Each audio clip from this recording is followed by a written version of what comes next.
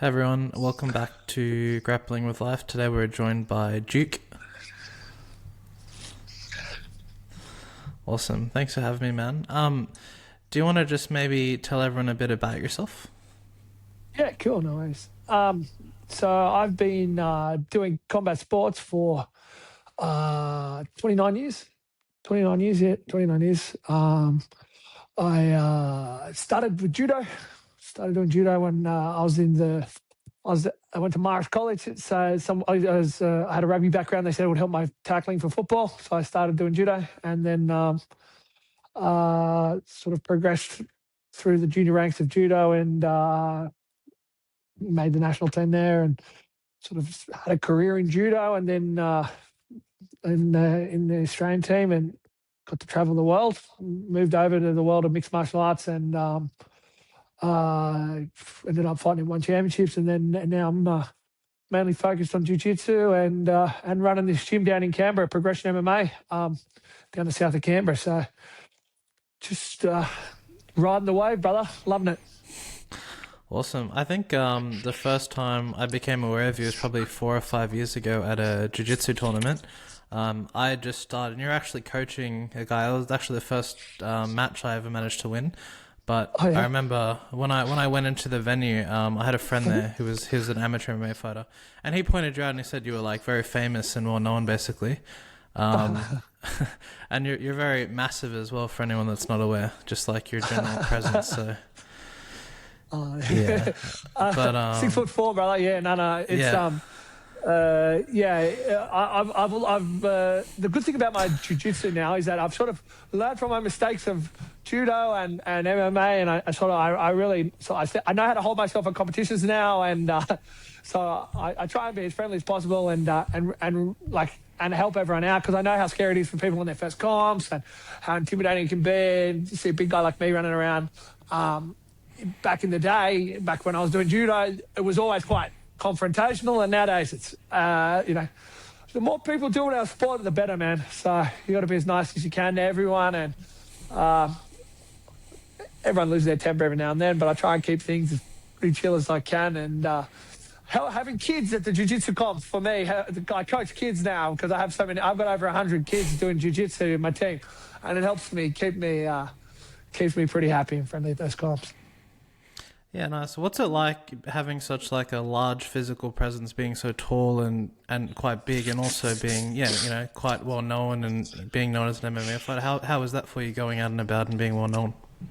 Well, it was interesting because uh, my dad played for the Wallabies, so I was always and I was always this size, so I always stuck out like a sore thumb anyway. So with a name like Duke and my size, and you've got to grow into it. So you go one of two ways. You can you can sort of bow your head and fall in line, or you can grow into your name and grow into your presence. And I feel like I did that. So look, it's great. I like being tall. I like being big and strong, and I like having a sort of a bit of a reputation. But on the flip side, it means the eyes are on me all the time. So you don't want to do something dumb, so because everyone will know. So I've got to do. Look, it's more good than bad, and I do, and I feel like having a big reputation. I feel like I earned it. Um, I've been at this for a very long time now, and I paid my dues. But yeah, being as big as tall as big as I am, you stick out like a sore thumb. So if you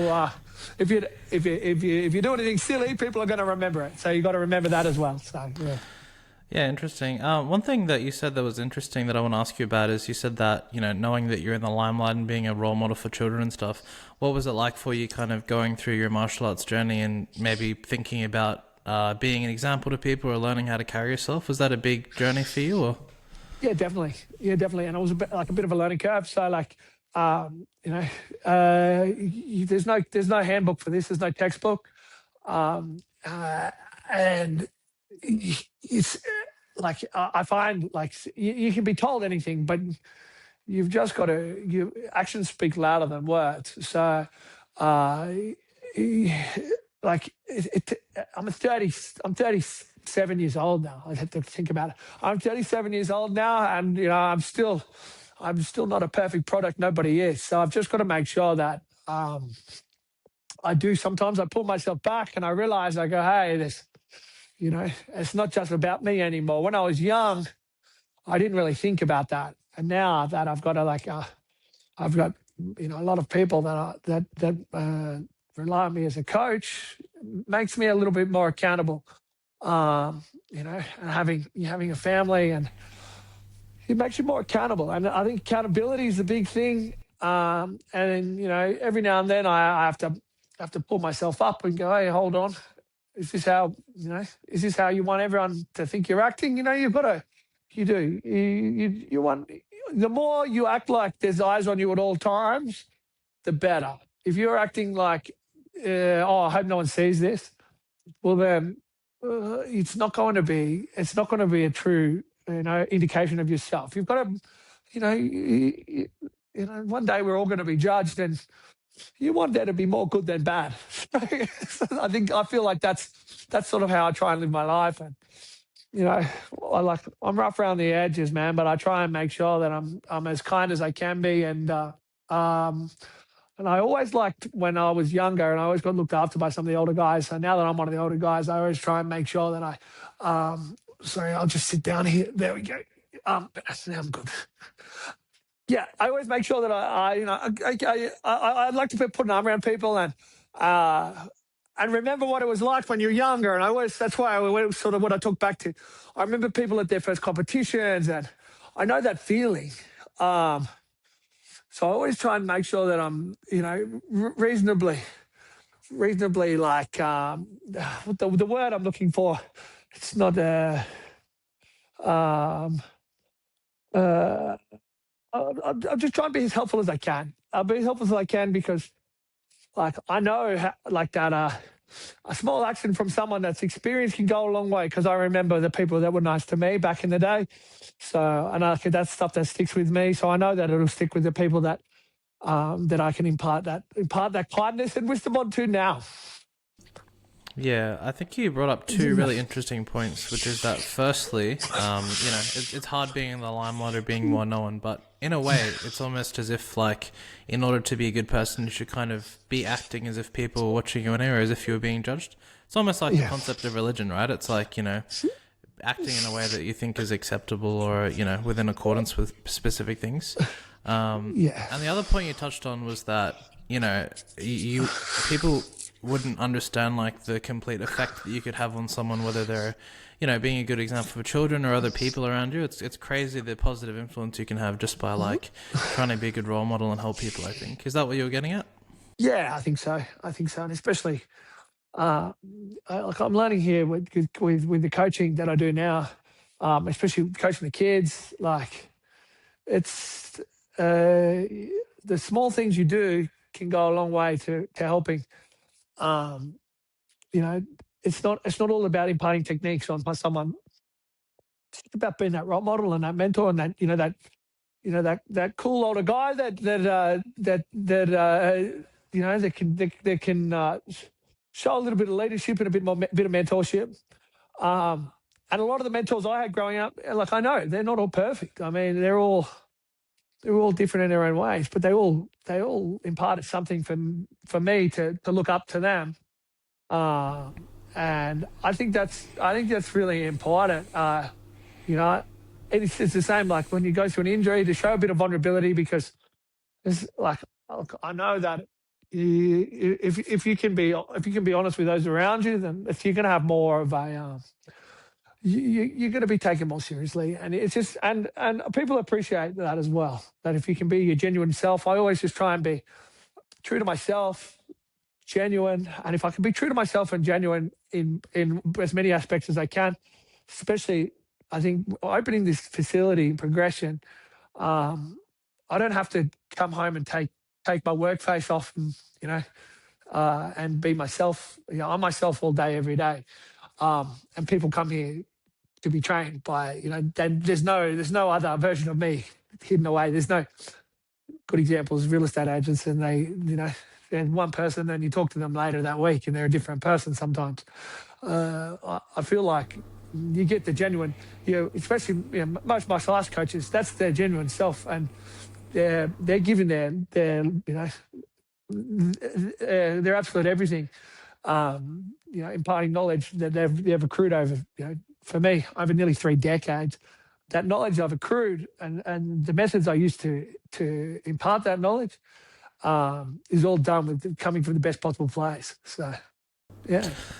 Absolutely. And just another question I had for you. You talked a lot about kind of growing up with a football interest and influences as well. Can you tell me a bit about how that compares to martial arts? And, how would you compare them, and what was it that made you kind of lean towards or fall in love with martial arts more? Yeah. So I grew up like around my dad and around rugby change rooms and like around rugby games, and like I was running the tee on for his games, and my dad was a high level rugby player. Like he played for the Wallabies and the Brumbies, and so every Saturday I spent watching him play, and like it was cool. Like I loved it. And then I was always playing, and I was okay. I was all right at rugby. Like I made, I think, 16s. I made the 18s, ACT, the rep team, the junior Brumbies, but I turned down the 18s because I was already on the track of judo. I was already going, and I had the nationals on that weekend. So I think a big part of it is about what I was better at. Like I was better at judo. I saw more opportunities for me personally in judo, in combat sports, just because I was like not good enough at rugby to be, looking at this as a career, and not bad enough at judo where I go, I don't think I could make, I think I can make the Commonwealth Games and the World Championships team and the Olympics, and I think I can make these teams. So I had these goals where I went, I think I'm good enough at judo, and I know that it's a stretch for rugby. And I went, well, why am I going and trying to play both here? Like let's put my eggs in one basket. And it took till I was 20 for me. I played both sports for the whole time. But once I went, okay, I'm all in on this, and stopped playing the sport I've just played all my life, it's the best thing I ever did. So like, I say this with my gym is that my biggest competition is not another gym. I get along with most of the other gyms in the areas. They're our friends. My biggest competition is kids winter sport, so soccer and AFL and rugby league. I said they're the ones that are taking people are quitting my gym. That's what they're doing it for. Well, my philosophy these days is you don't need to be doing this anymore. Jiu Jitsu and boxing and kickboxing. There's enough in it now. There's enough competitions, and the sport's big enough, and there's enough value in these sports.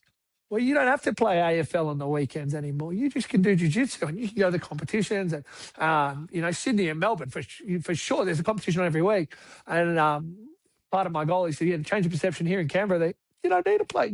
You can focus on jiu-jitsu. It's not like it was back in when I grew up. I grew up in the late 90s where you played rugby, you played soccer, or you played AFL, or like that was pretty much it.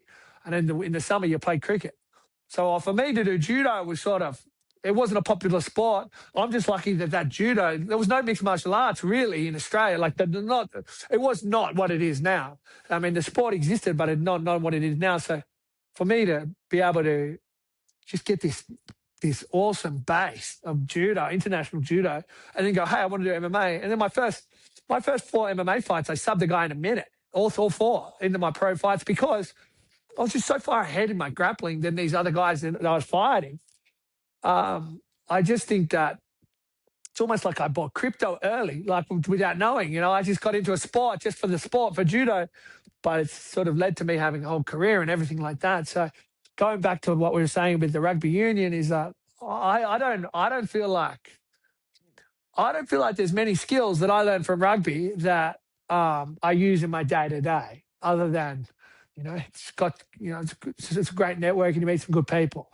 Whereas what I learned in judo from 8, 9 years old from my coaches, there's some of that stuff I still use on the mats every day.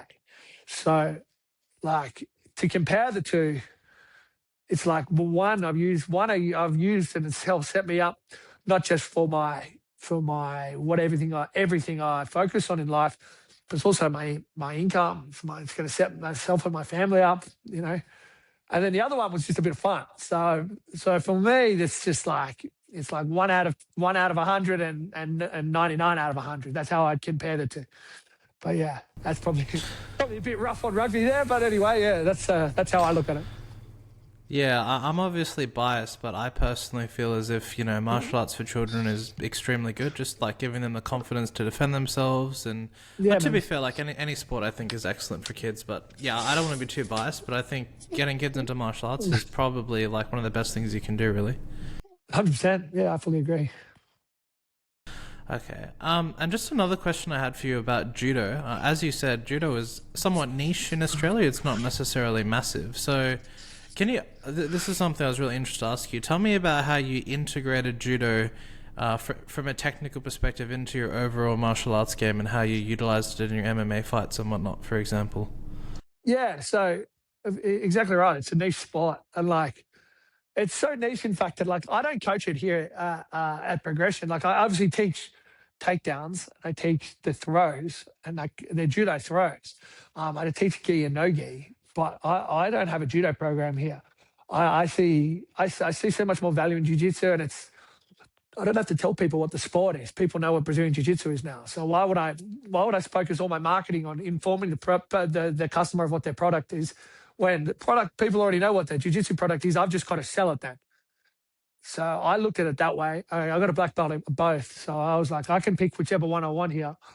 Um, Me integrating it into my MMA, at first it was just pretty raw, but it's kind of like, hey, it all, like my big takedowns were always locking the arms together for body locks, in judo as well, and I had a big leg grab. So I was very lucky that there's some judo players, their takedowns are all based off lapel grips and sleeve grips, and quite like there's a lot of finesse in the gripping, and a lot more tactic, and like Cianagis and your Uchimatas, which require the gi and the lapel a lot more, where mine was a lot of contact. So a lot of body locks, single legs, back when you could do leg grabs in judo. I had a big pickups. So when I went over to MMA, the like me converting over at first, those first couple of fights, I was all right. I started doing a little bit of jiu-jitsu at that time. My good friend Matt DeQuino was sort of started showing me some basic things like an underhook and chest on chest and half guard. Um, and but the other thing was I didn't mind having a fight. Like I've been in fights. I'm not anyone that lives 25 minutes from Parliament House is not from the hood. So I mean, no means I'm a gangster, but I've been in by 21, I've been in a fair few pub fights, and I've been scrapping in rugby, and I was not adverse to a rough style of the contact. So I learned a couple of punches. I wasn't very good at them. I just throw them, get in close, take them down, and I was getting submissions for the first few fights. Once we got out of my judo career, and I said, right, I'm going all in on MMA. That's when I started focusing on no-gi jiu-jitsu a lot more.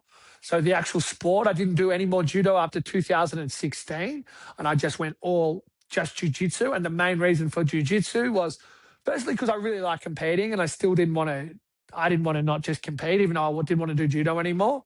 But also, it's jiu-jitsu is designed, MMA and jiu-jitsu, they're one and one.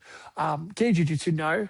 But no-gi jiu-jitsu, a big part of why that was, they're coming from the same people. They're the Gracies.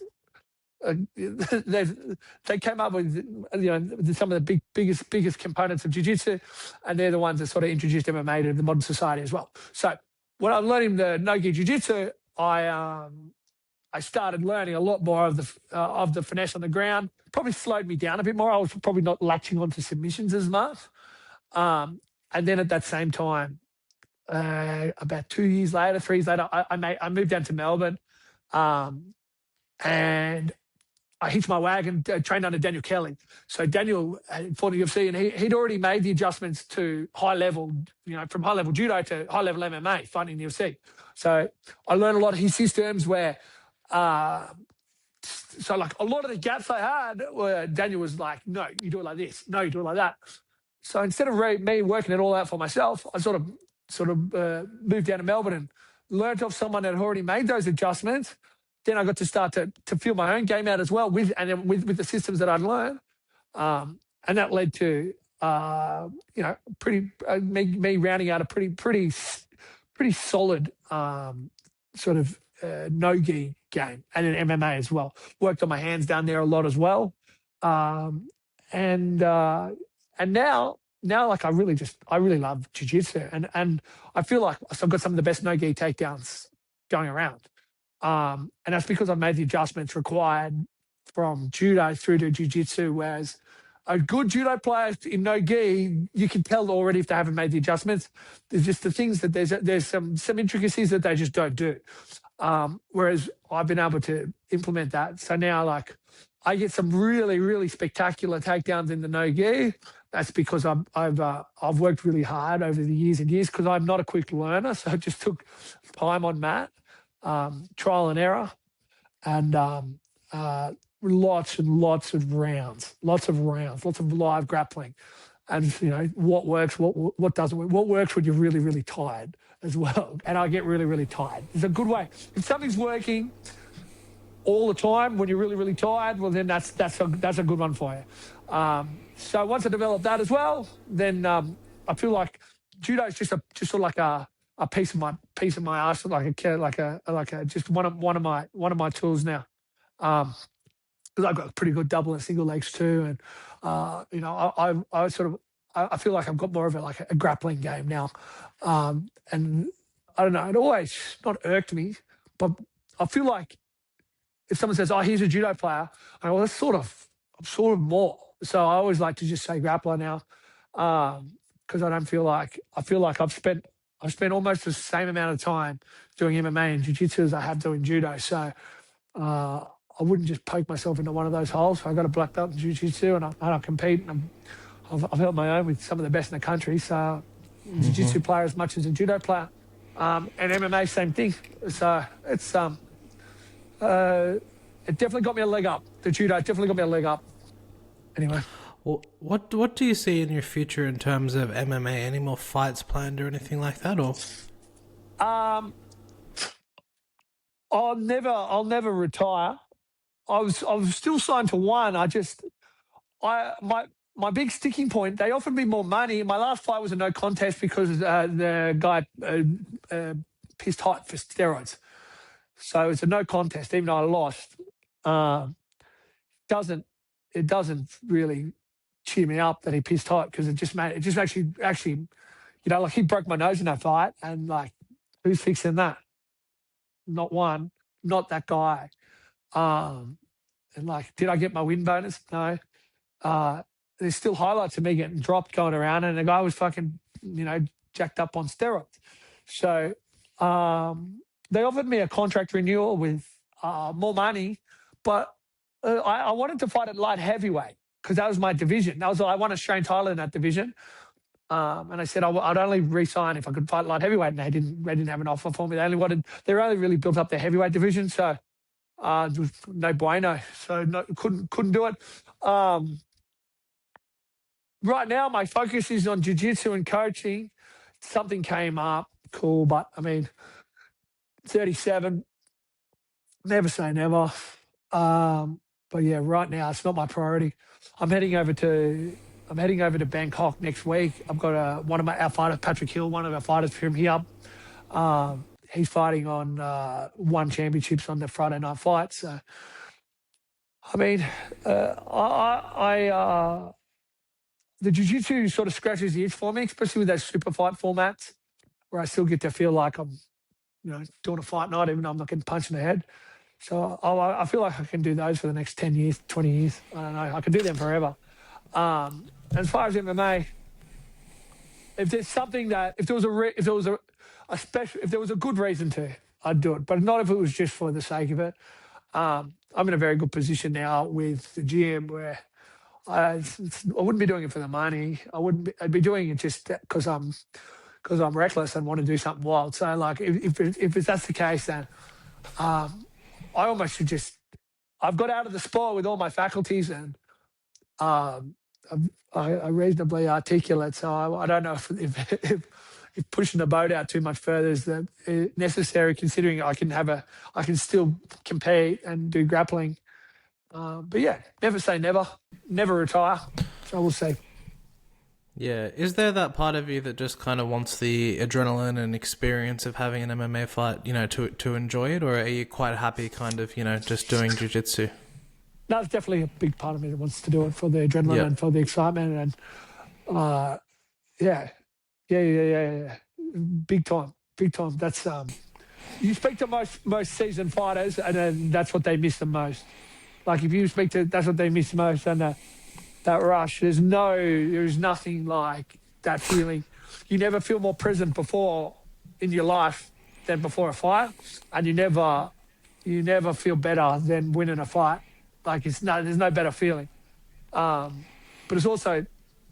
it's the hardest work to get ready for an MMA fight. It's 8 weeks. And yeah, you got to go. Am I doing this for adrenaline and attention, or am I doing this because I need to do it? And if you're doing it for adrenaline and attention, then there's other shit you can do. Yeah, I've spoken to a few people, and it's almost like heroin. People. I've not met anyone that hasn't said, "Oh, I'm addicted to it. I think about it all the time. I really want to keep going." So there's always that. People are torn between wanting to preserve like their health and not get CTE, but also like missing competing in MMA. Yeah, and that's why I really I latch onto those fight nights and the super fights, like Fusion. The way they run it, it's like I'm fighting anyway. Like, so if you can do a Fusion, or you jump on some of those other ones that they've got, that's enough. Summer Challenge is always really good. Just jump on there, play some walkout music, carry on a bit on the microphone afterwards. That's enough. Look, it's not. You're never going to be the highs of a fight, of an international fight, but it's never going to be the lows of going to a high school gym. Competing when no one's watching either. So it's kind of that in the middle. So I think it's a good way to keep me going and keep me enjoying combat sports for as long as I possibly can. And for the MMA fights, is it the entire camp and the fight? And then how long after you finish the fight are you still like feeling super, adrenaline spiked and high? Like, does it last a long time for you, or is it pretty much over immediately after the fight? Yeah, I'll drag it out for a good couple of days. Yeah. Okay, cool. I'll drag it out for a good couple of days. Some of the best parties I've ever had are after a fight, because you're still buzzing. You're just buzzing. Yeah. So the whole time is So it's like you won a grand final, but only you played. So it's like I don't know. No one. You're happy as Larry, and everyone else is sort of happy for you, but it's not like you don't have anyone to share it with, so it's a weird one, yeah.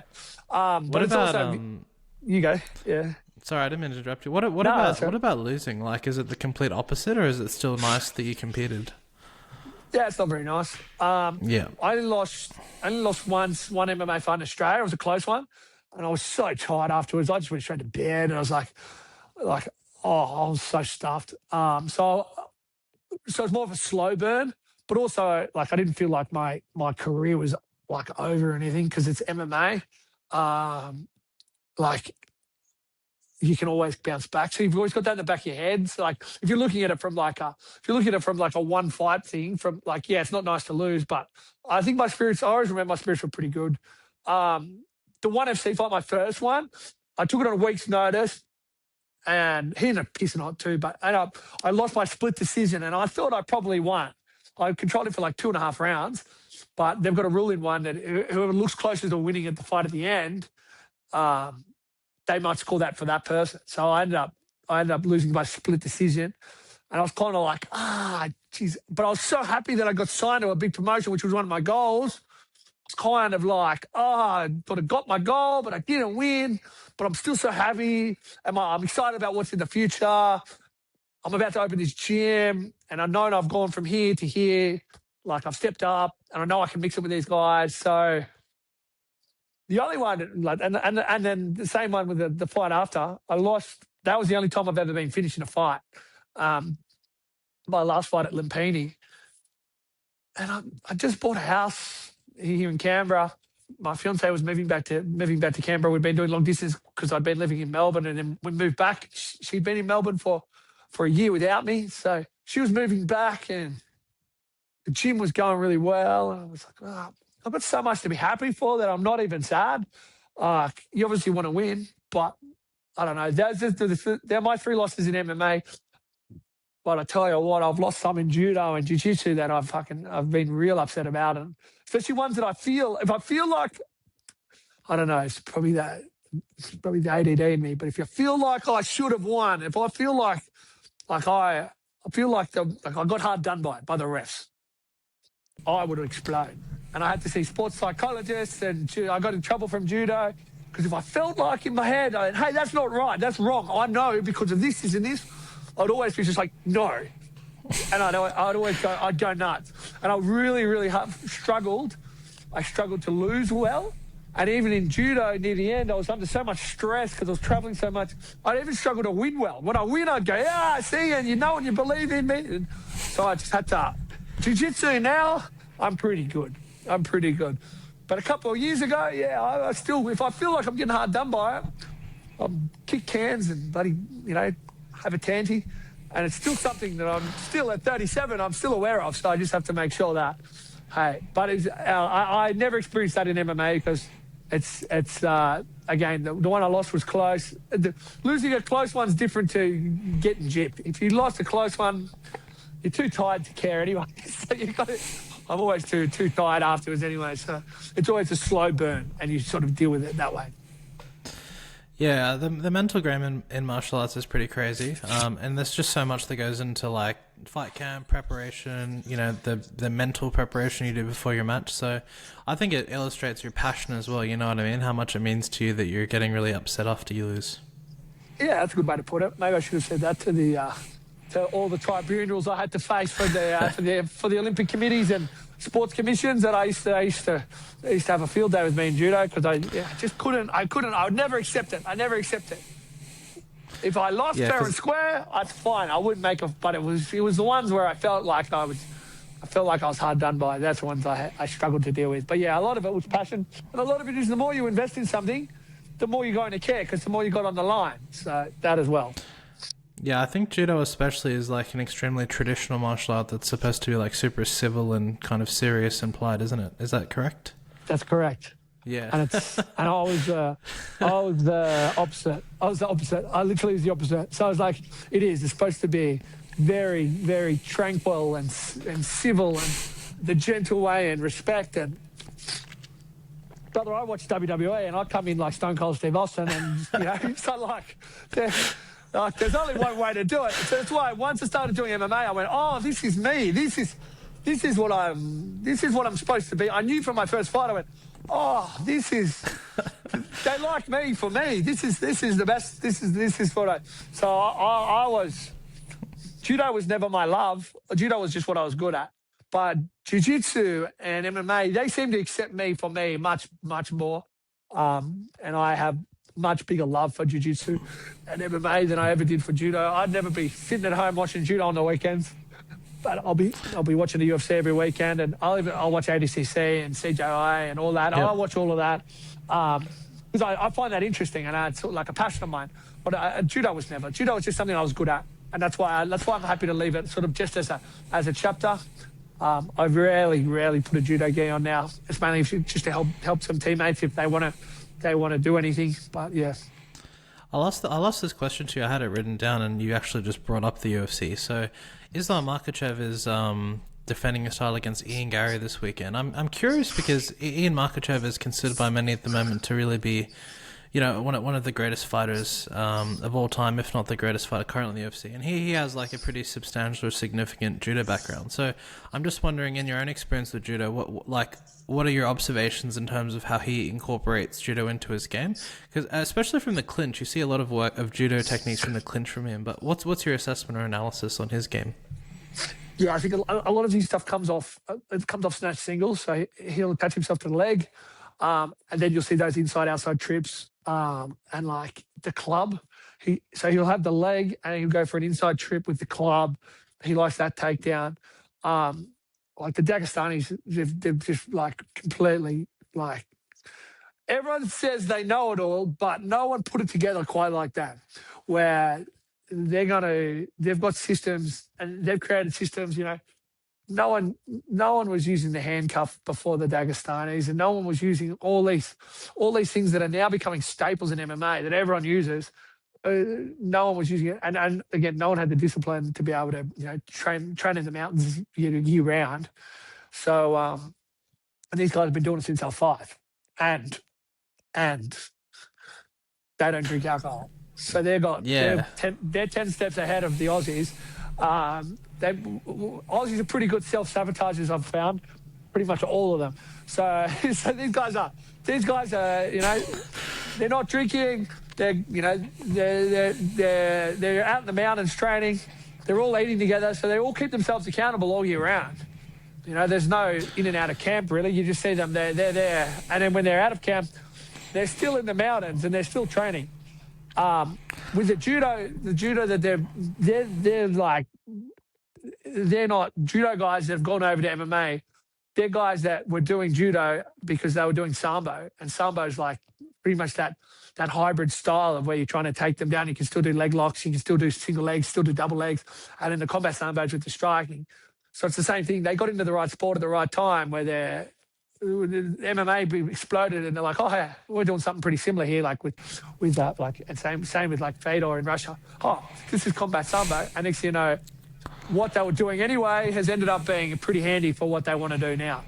And now the scary thing is that there's probably be 1,000 of them over there that are all world class. So, yeah.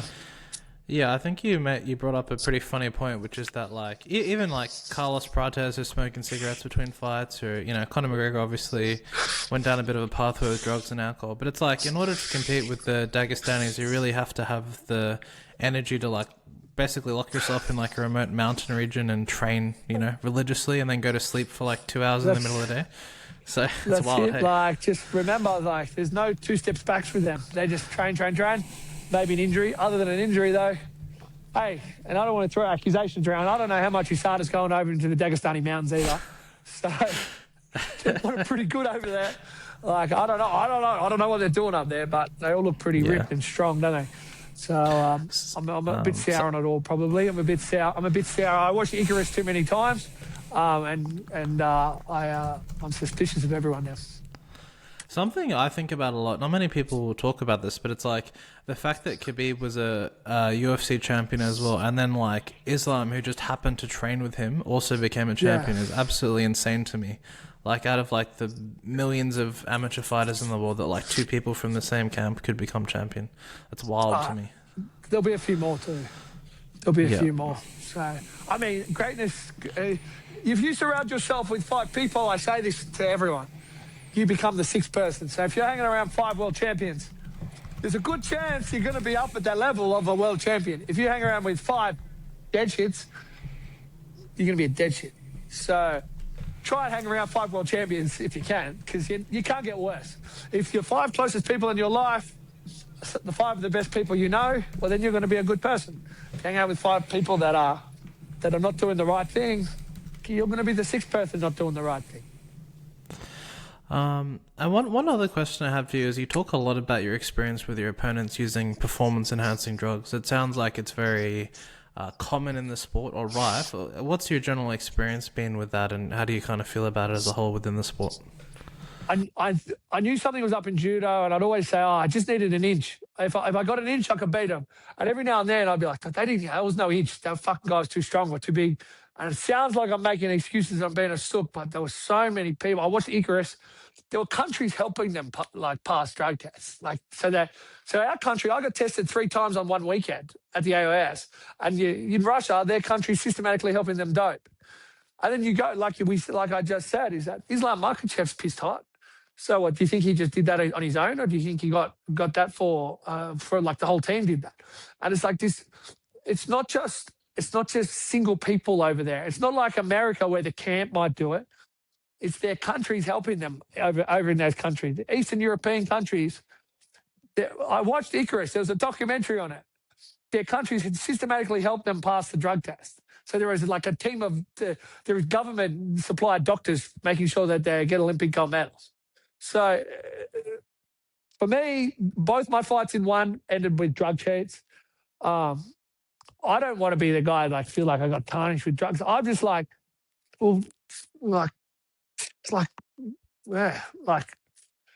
don't. We should have all been able to do it then. Don't just like everyone does it or not. Well, ADCC like it's just everyone's doing it. All right, like you go to that top level. Don't go complaining about being. I've never complained in jiu-jitsu about losing to someone. Go, oh yeah, but he was on steroids because they're allowed. No one's stopping you. So I don't complain about that. But when there's a rule set, someone goes, well, I'm not going to do it. And also the rule set where you can kill someone.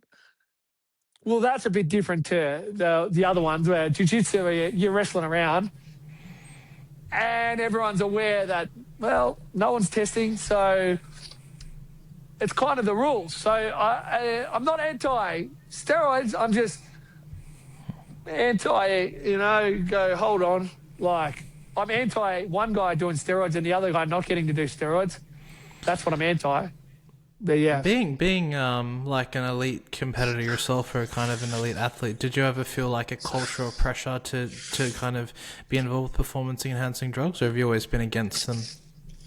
No, that's what I mean. It's like, as I said, I was never any pressure and I never felt against it.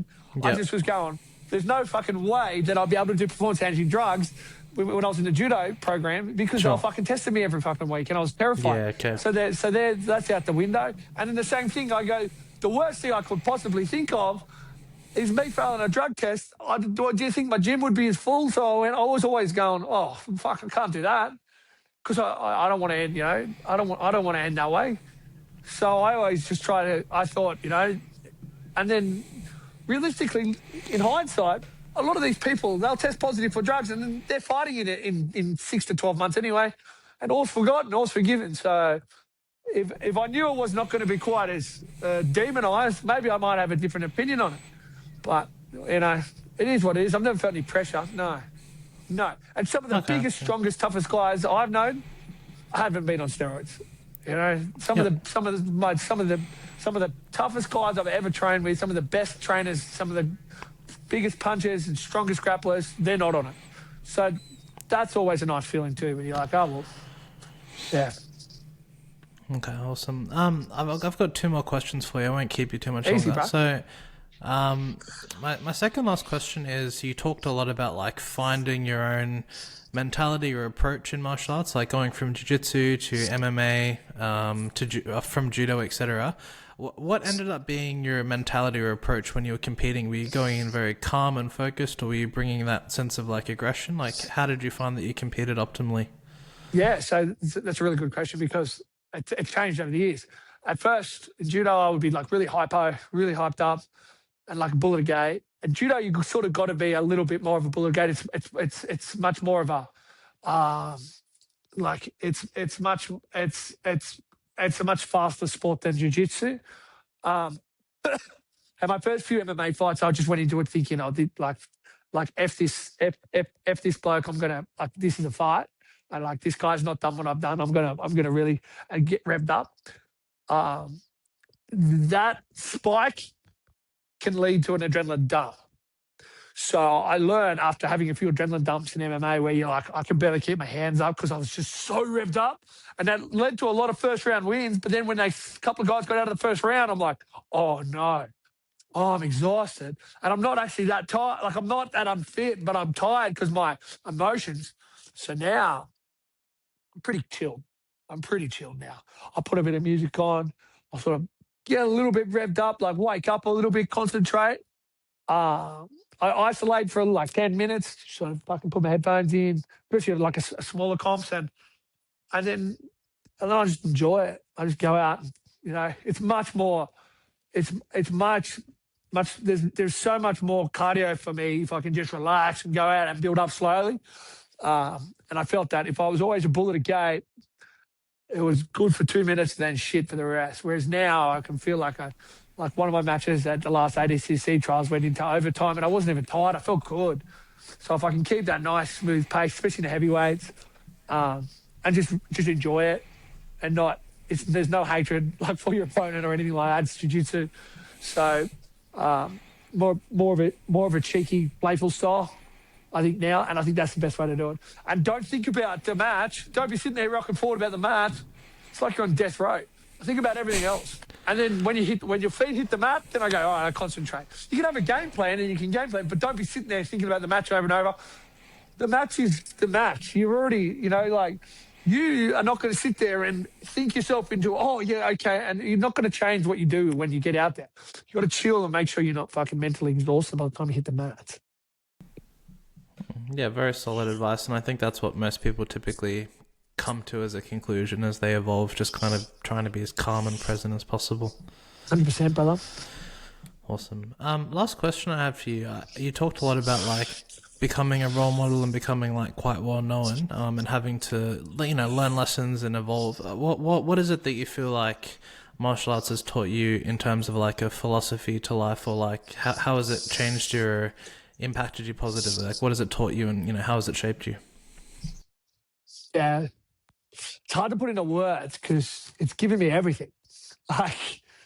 Like combat sports and martial arts, it's given me everything. It's given me like purpose. It's given me my my I don't know, my drive, my a huge part of my identity. It's given me like my income, most of my friends, a lot of them anyway. It's taught me, like it's made me very resilient to hard times. As in, I still get down if bad things happen, but there's not much that I know that I can't overcome, just because I've been through so much. I've never gone like, I'm not going to be able to deal with this. I can deal with everything that comes my way. I think that resilience, that being a fighter, and it's not just a martial artist, that comes later. Being a fighter means you just deal with shit. Like you deal with everything that comes your way. And then being a martial artist is like, you deal with it and then you learn from it. And you don't, when you say you learn from it, you don't just learn from your coach anymore when you're a martial artist. You're happy to learn from anyone. When you become a good martial artist, you actually go full circle. Because like when you're a brown belt, or like when I was black belt in judo, I didn't want to listen to anyone. I knew what I liked. I knew what throws I wanted to do. I didn't want to listen to anyone really. Same as brown belt jiu-jitsu. I was like, bullet again. Swear, once you get your black belt, and once I started coaching, you start listening more, you start opening up your mindset. And it's also like you like the humility you get. Like, oh, I learned something from this guy. I learned something from this guy. Does that mean you're shit? No, because you're so at peace. I'm so at peace with everything I've done that I've learned so much from people just by asking questions. So yeah, it's giving me that peace as well. It's giving me everything. Martial arts and combat sports has given me everything. And that's why for forevermore, this is what I'll be doing. Like I'll be here, giving back. Like I made my life my passion, and I couldn't be happier. So it's a good life. It's a good life. It wasn't always. It was hard. There was a lot of sacrifice. But it's a good life now. And it's the only thing I'm good at. So, like, I'm all right at some other things, but this is what I'm best at. That's how I should say it. This is what I'm best at. So this is what I feel like this is what I've been put on this planet to do. So I'm very lucky that I found my way and that I'm not stuck behind some desk in some office job that I've done. I have a list of jobs that I did on the way through, on the way up, and I'm so glad that I found my way to this life and this job here because uh, I get to pinch myself every day that I get to do this for a job, and it's so much fun and like there's no end in sight. So yes. Awesome. That was a great answer. Do you maybe just want to plug your gym to finish off? Like, where can people find you if they want to train with you? All that. 100%. Progression MMA down here in Canberra. Best gym in Canberra. We've got a full boxing ring, ice bath, sauna.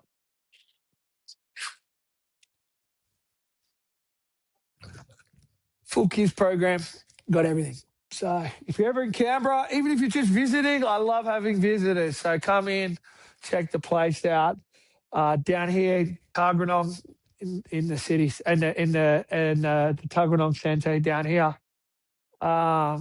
Yeah. Other than that, man, it's that's the gym. Progression MMA. Awesome. Thanks heaps for your time today. It was a really great interview and I really enjoyed it. My pleasure, bro. My pleasure. Thanks for having me. Awesome. Thanks, man. No worries.